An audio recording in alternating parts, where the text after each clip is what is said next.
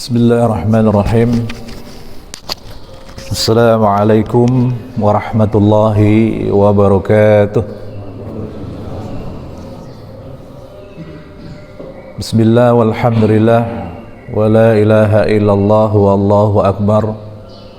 La hawla wa la quwata illa billahil aliyyil azim. Rabbi shrah li sadri wa yassir li amri wahlul 'uqdatam min lisani yafqahu qawli. Asyhadu an la ilaha illallah wahdahu la syarika lah wa asyhadu anna Muhammadan 'abduhu wa rasuluhu la nabiyya ba'dah. Allahumma shalli wa sallim wa barik ala Muhammadin wa ala alihi wa ashabihi ajmain, amma ba'd.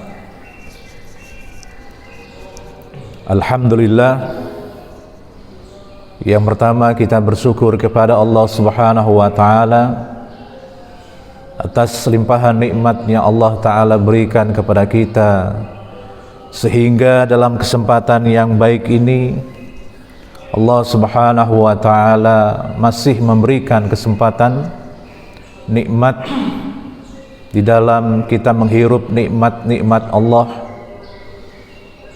yaitu berupa udara, kesehatan, dan kesempatan kita beribadah kepada Allah Subhanahu wa ta'ala.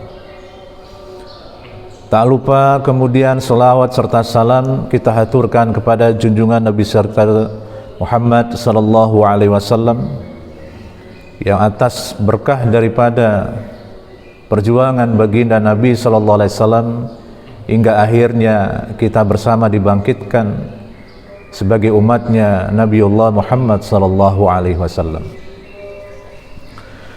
Bapak Ibu ma'asyiral muslimin yang dirahmati Allah Subhanahu wa taala, dalam kesempatan yang baik ini saya ingin menyampaikan sebuah kajian tematik yang mana itu kita ambil dari sumber primer sebagai seorang mukmin yang iman kepada Al-Qur'anul Karim. Kajian ini temanya adalah tentang yang mungkin kita pahami sebagai mator, yaitu air hujan. Bapak Ibu yang muliakan Allah Subhanahu wa ta'ala, walaupun sekarang sudah mulai jarang hujan, tapi kemudian bukan berarti kemudian setelahnya kita luput bahwasannya itu semua adalah merupakan bahagian kekuasaan Allah Subhanahu wa ta'ala yang diinginkan untuk kita, agar kita berusaha kembali, agar kita kemudian menyadari hal-hal apa yang pernah kita lakukan sehingga memungkinkan semua itu adalah bahagian daripada sebab tingkah pola kita sebagai manusia yang terkadang alpa dan lalai daripada peringatan Allah Subhanahu wa ta'ala. Bapak Ibu yang dimuliakan Allah Subhanahu wa ta'ala, di dalam Al-Quran itu ada satu kalimat yang isinya adalah dan berbunyi, A'udzubillahi minasyaitonirrajim, Bismillahirrahmanirrahim, Anzalna minas sama'i ma'a. Ayat ini atau kalimat ini ternyata banyak ditemukan di dalam sekitar 25 ayat. Kalau artinya saja, itu artinya adalah Allah Subhanahu wa ta'ala menurunkan dari langit itu air. Allah Subhanahu wa ta'ala menurunkan dari langit itu air. Ada sebuah kata yang disebutkan dalam Al-Quran itu adalah kalimat anzala, yang bermula dari kata nazala. Nazala itu artinya habato. Habato itu artinya turun. Tapi kemudian nazala tersebut diberikanlah tambahan huruf hamzah di awal, sehingga yang tadinya artinya turun itu kemudian mempunyai makna menurunkan atau menyengaja menurunkan. Ini sebenarnya bahagian daripada kajian ilmu kebahasaan yang dalam bahasa Arab ini fokusnya adalah ilmu shorof. Kalau dalam bahasa Indonesia adalah ilmu morfologi, ilmu yang mengetahui seluk-beluk kata. Dan itu sangat penting untuk diketahui atau bahkan dipelajari. Lalu kemudian ada juga ayat yang diberikan ya, yang sama tetapi dengan penyebutan yang berbeda. Kalau anzala itu menyengaja menurunkan, tetapi kalau nazala artinya banyak menurunkan. Ini makna di dalam kata atau bahasa Indonesia itu sendiri. Begitu juga kata karuma. Ya, karuma itu artinya mulia, tapi kalau sudah diberi awalan hamzah akroma, artinya menyengaja untuk memuliakan. Atau kemudian diberikan tambahan huruf yang sama dengan ain fiilnya atau huruf tengahnya, maka artinya dari karuma menjadi karoma mempunyai makna sangat banyak memuliakan. Mari kita lihat nanti di dalam beberapa ayat tentang penggunaan kata anzala dan kata nazala tersebut. Kita lihat hadirin muliakan Allah Subhanahu wa taala di dalam Quran surah 2, Quran surah Al-Baqarah ayat 22, Allah Subhanahu wa taala berfirman, A'udzu billahi minasyaitonir rajim. Bismillahirrahmanirrahim. Wa anzala minas samaa'i maa'a fa akhraja bihi minas samarati rizqan lakum. Karena Al-Quran adalah sumber daripada segala sumber keilmuan, maka ayat ini mempunyai makna Allah Subhanahu wa taala menyengaja menurunkan dari langit ma, yaitu air. Yang kalau dalam bahasa kita pahami adalah hujan. Fa akhraja bihi, maka kemudian Allah pula yang telah mengeluarkan dengan media air tadi minas samarat, buah-buahan, rizqan lakum, sebagai rezeki bagimu. Ayat ini hadirin melakukan Allah Subhanahu wa taala mengajak kepada kita untuk berfikir bagaimana Allah menyengaja menurunkan dan bagaimana Allah Subhanahu wa taala menyengaja untuk mengeluarkan dengan media air tadi.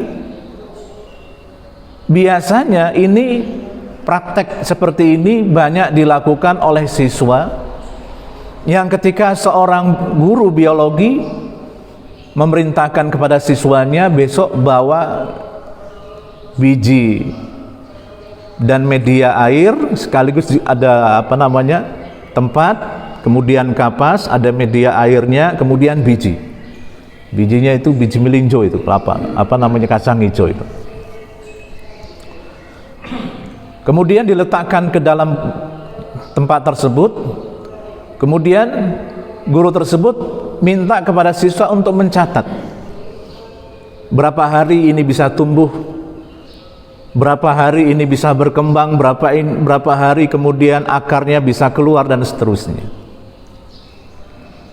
Nah, kemudian hadirin Allah Subhanahu wa taala, begitulah fa akhraja bihi, Allah mengeluarkan itu tadi sehingga dari biji tadi aslinya kemudian dia berkembang, ada akarnya, ada kemudian daunnya, dan seterusnya dan sebagainya gitu.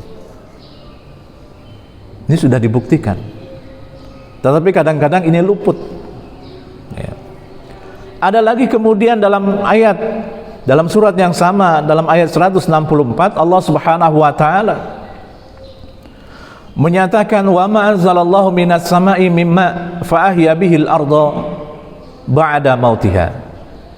Dan apa yang Allah sengaja turunkan dari langit berupa air, fa ahya bihil arda, maka kemudian Allah taala menghidupkan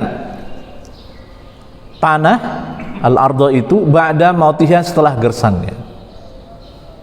Bukankah ketika kita masuk pada musim kemarau, tanah semuanya itu kan gersang, kering.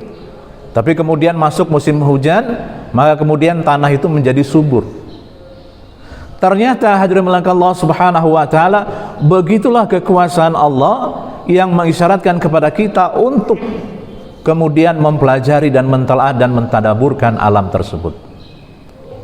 Ada lagi kemudian dalam Quran surah Al-An'am ayat 99 Allah Subhanahu wa taala menyatakan, "Wa huwallazi anzala minas sama'i ma'a fa akhrajna bihi nabata kulli syai'." Dialah Allah yang telah menyengaja menurunkan dari langit air, kemudian menyengaja mengeluarkan dengan media air itu tumbuh-tumbuhan semuanya. Maka itulah yang terjadi hadirin Allah Subhanahu wa taala. Maka dengan air yang turun tersebut dari langit, dari tanah yang gersang menjadi tanah yang subur, dari tidak berbuah menjadi kemudian berbuah. Nah, lalu kemudian ada perbedaan dalam penggunaannya, walaupun kata dasarnya sama, yaitu nazala. Di dalam surat Al-Anfal ayat 11 Allah Subhanahu wa taala menyatakan, "Idh yughashshikumun nu'asa amanatan minhu wa yunazzilu 'alaikum minas sama'i ma'a." Ingatlah ketika Allah Subhanahu wa taala memberikan, menyelimuti kamu dengan an-nu'as. Nu'as itu adalah rasa kantuk. Amanatan, kemudian merasakan aman minhu dengan hal tersebut. Wa yunazzilu 'alaikum, kemudian Allah Subhanahu wa taala memperbanyak menurunkan 'alaikum kepadamu minas sama'i ma', dari langit itu air. Nah, ini kita bisa buktikan ketika hujan turun sangat banyak atau lebat dalam bahasa kita, maka yang terjadi adalah yughashikumun nu'as, muncul rasa ngantuk. Bayangkan saja kalau satu hari saja dari jam 6 sampai jam 12 hujan terus, maka aktivitas kita yang biasa kita lakukan di luar rumah itu nggak bisa kita lakukan. Yang terjadi apa? Karena rasa dingin, hujan turun, yang terjadi adalah an-nu'as, yaitu merasa kantuk. Karena sebab apa? Yunazzilu, diperbanyak itu hujannya. Bukankah begitu? Mau keluar sungkan, di luar hujan, jangan-jangan nanti banjir dan sebagainya. Tapi ada rasa nu'as tadi, ngantuk tadi. Lalu kemudian di dalam Ar-Ra'du ayat 17, "Anzala minas sama'i ma'a fasalat awdiyatum biqadariha." Allah Subhanahu wa taala menyengaja menurunkan dari langit air, fasalat awdiyatum biqadariha, kemudian mengalir memenuhi lembah-lembah, biqadariha, dengan ketentuannya lembah tersebut. Maka kemudian muncul bahwa air itu menempati segala ruang. Kita buktikan.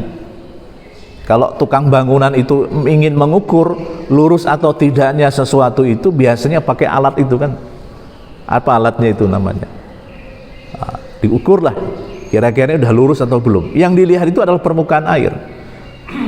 Dibuat agak miring, tetap saja lurus air itu. Dibuat miring ke kanan dan ke kiri, tetap saja lurus itu. Atau kemudian botol, dimiringkan saja botol, maka permukaan air itu tetap lurus. Maka subhanallah, biqadariha, maka itu dengan ketentuan air tadi atau ruang tadi. Maka muncullah bahwa air itu mengikuti segala ruang, segala tempat. Baik, hadirin Allah Subhanahu wa taala, ini tidak saya baca karena ada sekitar 25 ayat. Yang menjadi bahasan kita adalah pertanyaan-pertanyaan berikut.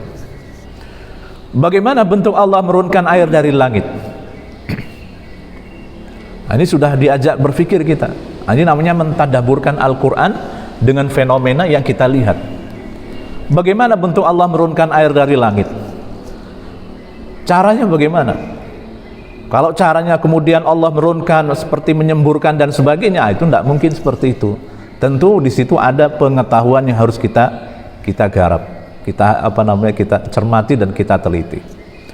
Yang kedua, bagaimana fungsi air bagi kehidupan manusia? Sangat vital sekali.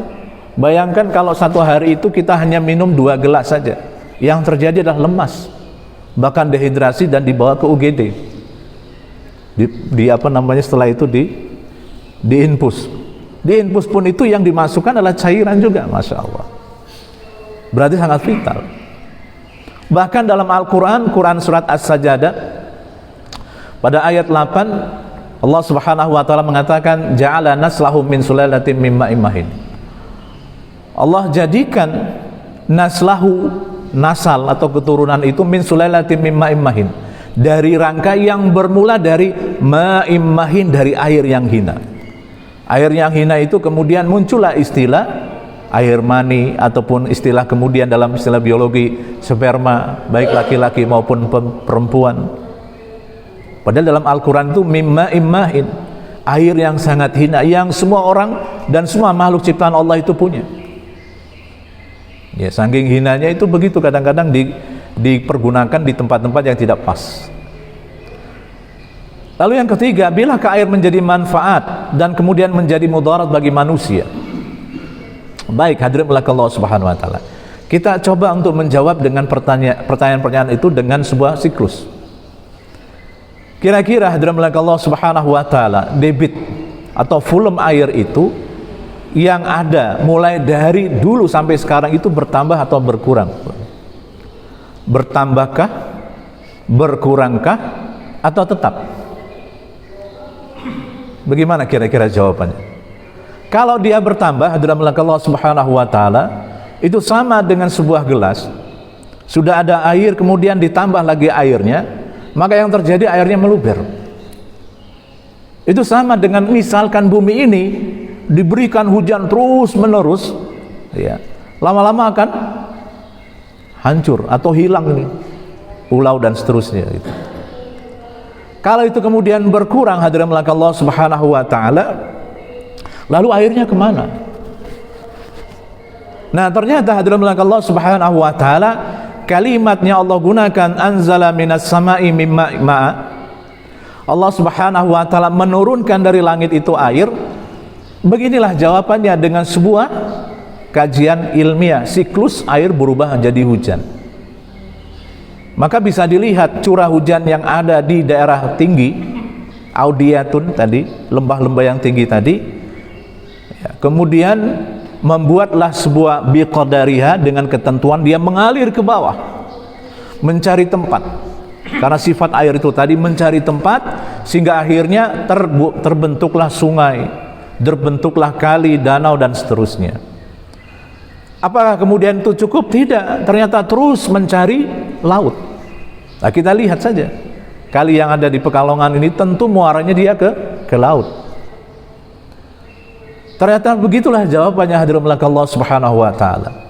Ketika air mengalir ke laut, terjadi penguapan, ada istilahnya kondensasi, ya, kemudian ditiup, ya, tertiup oleh angin, dibawalah ke daratan yang paling tinggi, kemudian dari sana hujan diturunkan. Itulah kalimat anzala minas sama'i ma'a. Allah Subhanahu wa taala menurunkan dari langit itu ma', artinya air. Lalu bagaimana kalau terjadi banjir dan seterusnya? Itu masalah yang berbeda.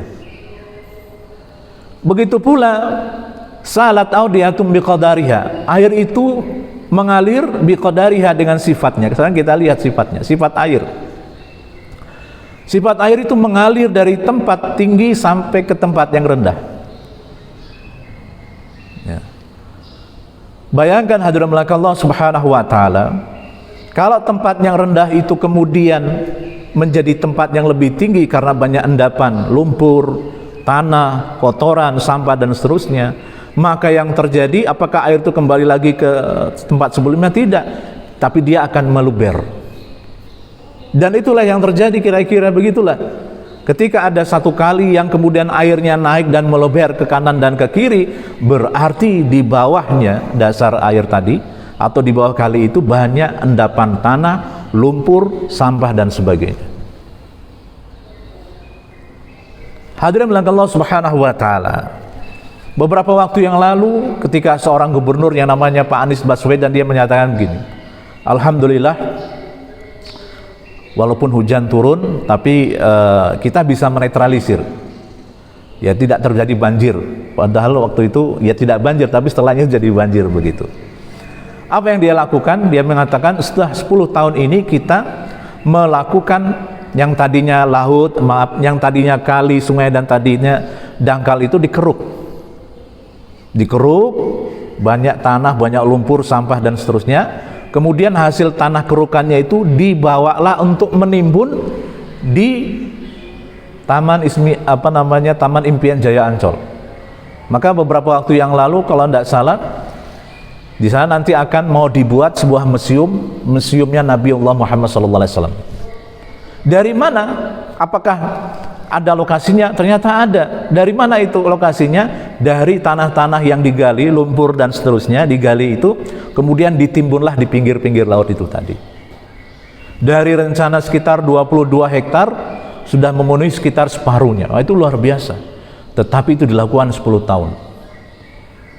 Nah, itu proyeknya proyek luar biasa, dikeruk. Dan itu tidak mengganggu ekologi ataupun ekosistem yang ada di pinggiran pantai utara Jaya Ancol itu tadi. Nelayannya masih tetap beraktivitas dan seterusnya. Kalau reklamasi itu beda. Reklamasi itu kan langsung menjorok ke laut gitu ya. Lautnya ditimbun dari mana-mana itu tanahnya. Tapi begitulah seorang mukmin dengan kecerdasannya itu. Nah, hadirin Allah Subhanahu wa taala, kalau begitu bila mana terjadi sesuatu yang tidak kita inginkan, air meluap dan seterusnya, yang kita lihat itu bukan hujannya atau dipersalahkan hujannya, tapi yang kita lihat itu adalah bagaimana kita memberikan solusinya. Nah, itu. Nah, yang kedua, permukaan air itu tenang, selalu mendalam. Sifat air seperti ini dimanfaatkan di bidang pertukangan tadi yang saya sampaikan tadi. Lalu yang ketiga, hadirin Allah Subhanahu wa taala, air itu sifatnya menekan. Jadi kalau misalkan banjir terjadi, air deras, ya, walaupun dia punya kendaraan off-road dan seterusnya, dia coba untuk menyeberangi kali yang deras itu tadi, tidak mustahil itu malah akan hanyut itu, karena sifat air tadi menekan, apalagi dalam jumlah yang besar. Begitulah kemudian yang terjadi di lautan, hadirin Allah Subhanahu wa taala.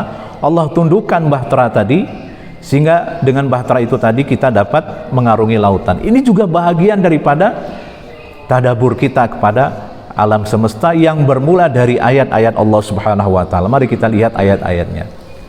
Yang pertama, Allah Subhanahu wa taala menurunkan, kemudian menjadikan tumbuhnya buah-buahan. Yang kedua, Allah Subhanahu wa taala menjadikan tanah yang kering itu dengan turunnya hujan itu atau air tadi menjadi subur. Yang ketiga, Allah menumbuhkan juga. Dan inilah buktinya hadirin Allah Subhanahu wa taala, air itu menumbuhkan. Tadi itu adalah tanah yang kering. Tanah kering kemudian dialiri dengan air, memakai atau menggunakan sistem pengairan yang baik, maka yang terjadi adalah kesuburan. Ini ilmu pertanian, tapi Islam sudah mulai menyentuh, sudah mulai membicarakan. Kalau beberapa waktu yang lalu negara kita sangat inisiatif sekali untuk membangun bendungan-bendungan. Ya. Kalau curah hujannya tinggi maka dibuatlah bendungan tadi dengan harapan bendungan itu menampung air yang kemudian air itu tadi dipakai dan digunakan untuk mengaliri area persawahan.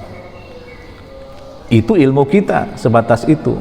Tapi Allah Subhanahu wa taala dengan sifat kasih sayangnya kepada kita, maka air itu akan memberikan sebuah kehidupan kepada manusia. Ada lagi kemudian hadirin Allah Subhanahu wa taala, sudah ada air, kemudian dibutuhkanlah air untuk menyemprot itu. Kalau kita ke daerah-daerah tinggi, ya kalau ke Dieng itu kan tanahnya sudah subur itu, curah hujannya sudah lumayan banyak. Tapi kenapa di situ ada air yang mancur ke atas itu?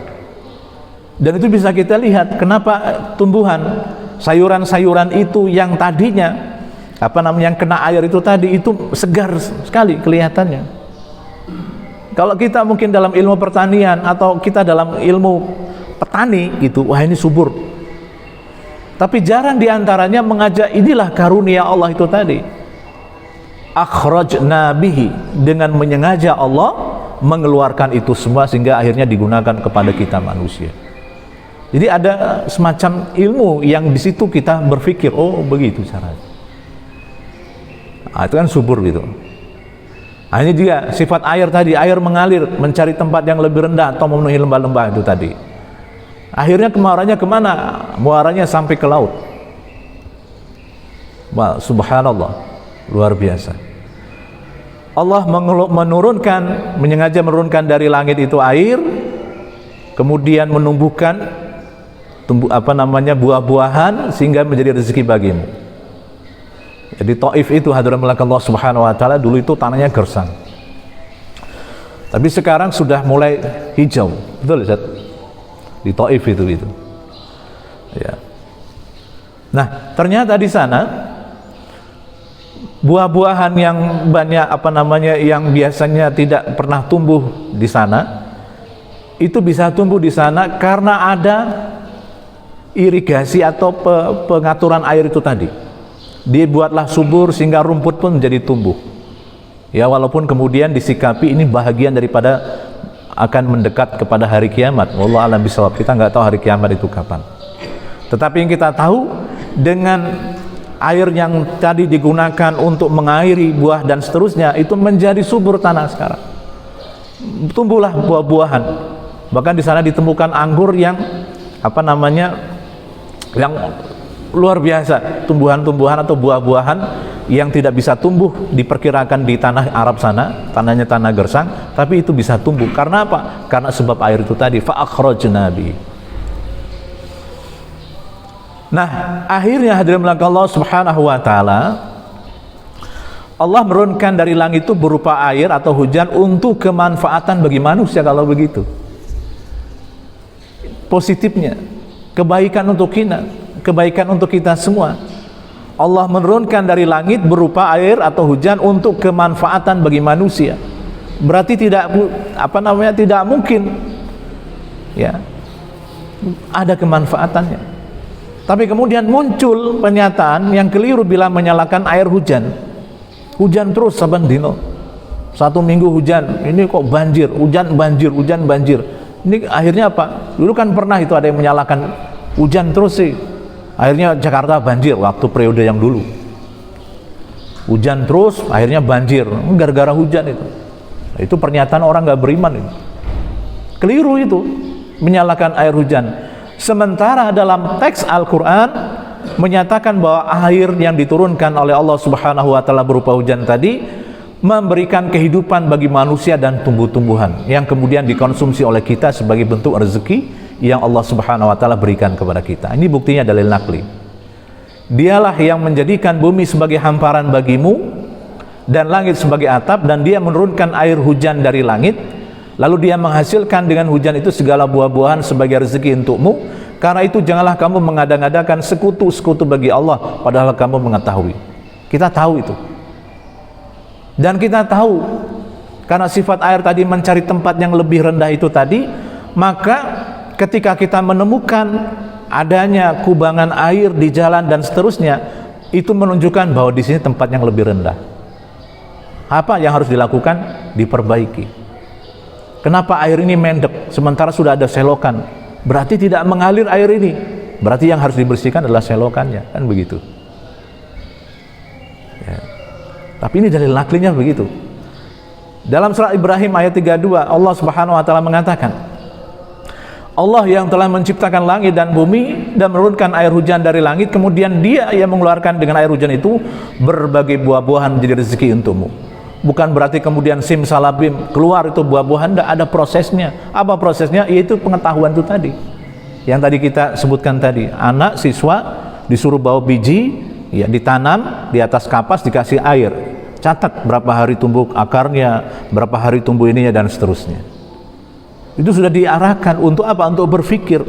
Tapi kadang-kadang berpikirnya sampai ke situ saja, tidak berpikir kepada kemahabesaran Allah subhanahu wa ta'ala. Kemudian lagi dia telah menundukkan bahtera bagimu, supaya bahtera itu atau kapal tadi berlayar di lautan dengan kehendaknya, dan dia telah menundukkan pula bagimu sungai-sungai. Subhanallah, hadirin Allah subhanahu wa ta'ala, Allah menundukkan bahtera itu tadi sehingga bahtera itu kita bisa gunakan untuk sarana transportasi kita. Maka kapal yang besar dan seterusnya, ya, yang bisa mengangkut penumpang, kendaraan macam-macam, itulah begitulah Allah Subhanahu wa taala memberikan sebuah hukum yang kemudian dengan namanya hukum Archimedes kalau tidak salah. Jadi berat jenis sesuatu makin besar, maka benturannya dengan berat massanya juga semakin besar. Begitulah air itu tadi. Dan hadirin Allah Subhanahu wa taala ini tadabbur kita.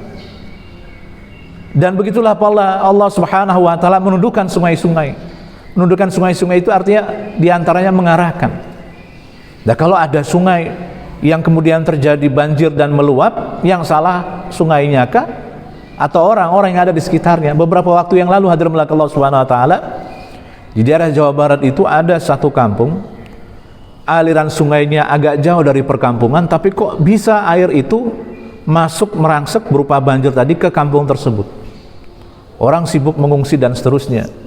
Ketika diwawancari, Bapak kok nggak ada seorang tua sepuh gitu, diwawancarai, Bapak kok nggak ngungsi? Ya, saya ngungsi. Saya juga nggak habis berpikir, kenapa Pak? Sungainya itu jauh dari sini, tapi kok kita kena banjir, sementara dia melewati beberapa tempat. Oh, mungkin karena di sini sudah tidak ada dakwah. Dan dia nyatakan, Masya Allah, di sini memang terjadi. Apa itu Pak? Pemuda-pemudinya itu banyak melakukan maksiat. Kena itu. Nah, kena apanya? Akhirnya kena itunya tadi, akibat itu tadi.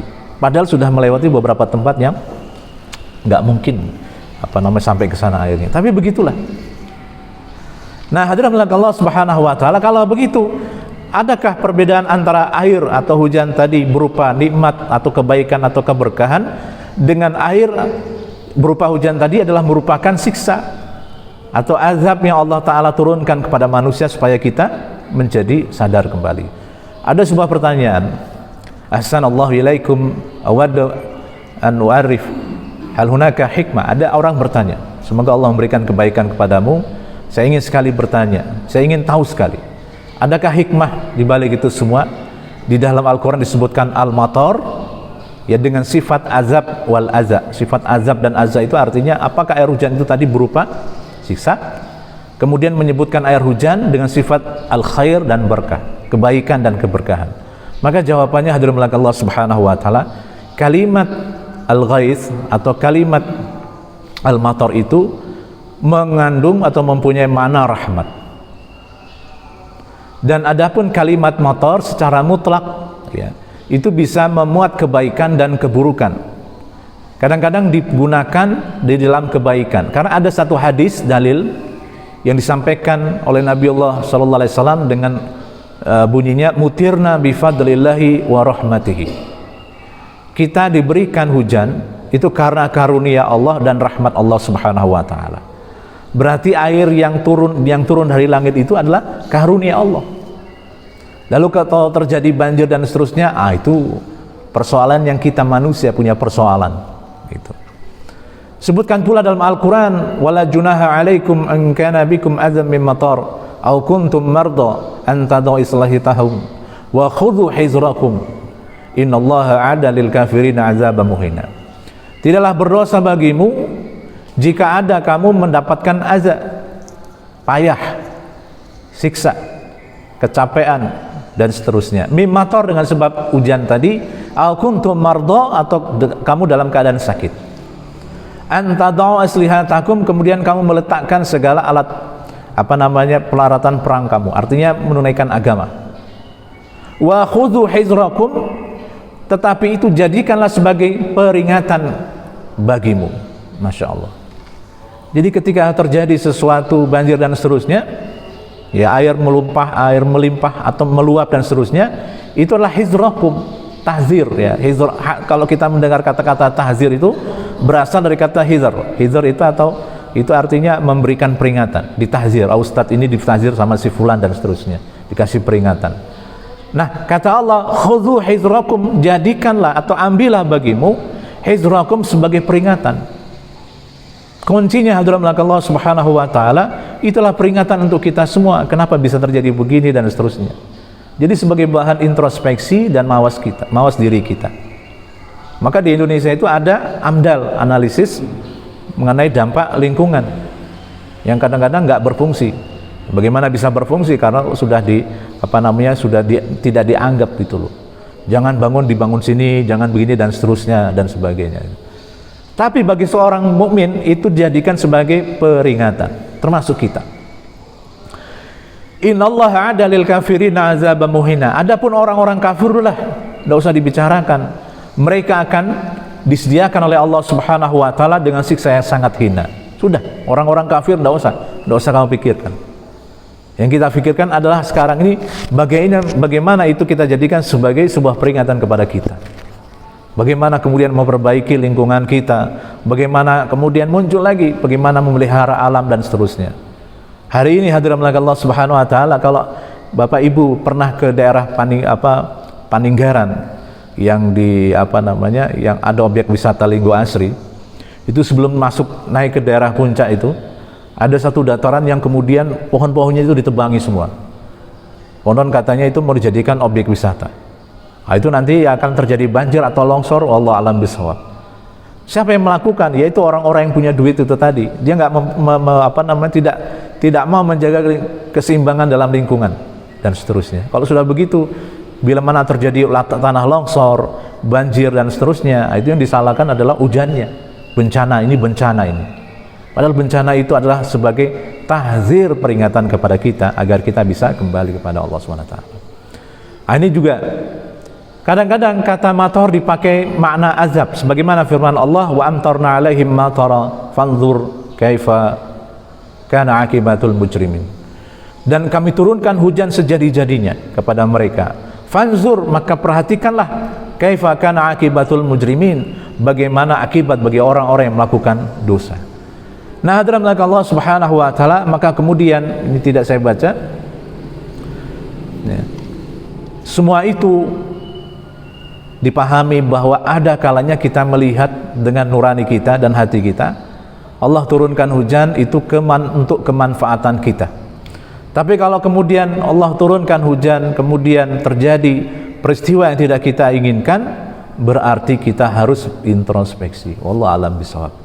Itulah hadirin Allah Subhanahu wa taala makna yang ingin kita sampaikan supaya kita ini bisa kembali lagi ya untuk memaknai, tidak menyalahkan apa yang sudah Allah berikan kepada kita, sehingga semakin keadaan begini yang terjadi itu semakin mendekatkan diri dan kita kembali kepada Allah Subhanahu wa taala. Baik hadirin Allah Subhanahu wa taala, kiranya cukup demikian kajian kita pada pagi hari ini, mudah-mudahan memberikan manfaat. Bukan berarti kemudian kita mempermasalahkan kita pribadi masing-masing, tidak, tetapi untuk mengingatkan kita dengan keras. Karena apa? Karena kata Allah, khudhu hizrakum, jadikanlah sebagai peringatan bagi kita semua. Kalau agama yang berikan nasihat, insya Allah kita bisa terima. Tapi kadang-kadang kalau orang yang berikan nasihat dengan cara yang baik sekalipun, kadang-kadang belum bisa kita terima. Tapi mudah-mudahan dengan apa yang Allah Ta'ala sampaikan berupa ayat-ayat itu tadi sebagai bahan tadabbur kita, akhirnya menjadikan kita menjadi lebih menjaga lingkungan yang ada di sekitar kita. Sehingga apa yang pernah ada sebuah artikel seorang dosen di daerah Ciputat gitu, dia mengatakan beberapa tahun yang lalu itu tidak pernah banjir tempat saya, tapi sekarang kok banjir. Ya, dilihat tanah depan, karena dia di pinggir jalan, tanah di depan diaspal, ya, jalan di depan itu diaspal, ditinggikan, airnya kemana-mana sampai ke halaman saya. Ini mesti ada. Akhirnya dia cari solusinya. Apa solusinya? Dia buat lubang sebagai air resapan itu. Begitu telah dibuat, akhirnya beberapa waktu setelahnya, begitu hujan turun lebat selebat apapun, tidak banjir. Dia katakan alhamdulillah. Inilah kehebatan seorang mukmin, dia bisa dan mampu untuk mencari solusinya. Begitulah mudah-mudahan kita dapat mencari solusinya untuk kita masing-masing. Demikianlah hadirin Allah Subhanahu wa taala apa yang bisa saya sampaikan, dan mohon maaf apabila ada hal-hal yang kurang berkenan. Kepada Allah kita semua bermohon dan kepada kita sesama untuk saling memaafkan. Mari kita akhiri dengan baca doa kafaratul majelis. Subhanakallahumma wa bihamdika asyhadu an la ilaha illa anta astaghfiruka wa atubu ilaik. Walafu minkum, wassalamu alaikum warahmatullahi wabarakatuh.